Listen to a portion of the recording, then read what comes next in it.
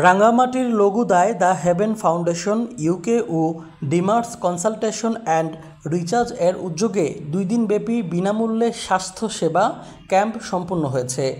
গেল 22 ও 23 আগস্ট অনুষ্ঠিত এই ক্যাম্পে দুর্গম পাহাড়ি এলাকার শত শত মানুষ চিকিৎসা সেবা পান।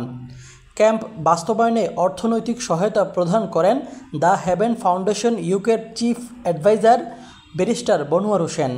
তিনি 50,000 টাকা সহায়তা দেন এবং ভবিষ্যতেও সহযোগিতা অব্যাহত রাখার আশ্বাস দেন। ডিমার্স কনসালটেশন অ্যান্ড রিসার্চের ডাক্তার ইলিয়াস হোসেন সহ চিকিৎসক, ভলান্টিয়ার ও মেডিকেল টিম নিরলস পরিশ্রম করে অসংখ্য রোগীকে সেবা প্রদান করেন।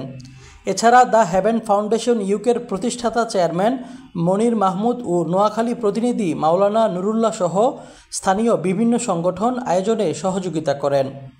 আয়োজকরা জানান, এই ধরনের কার্যক্রম ভবিষ্যতেও অব্যাহত থাকবে।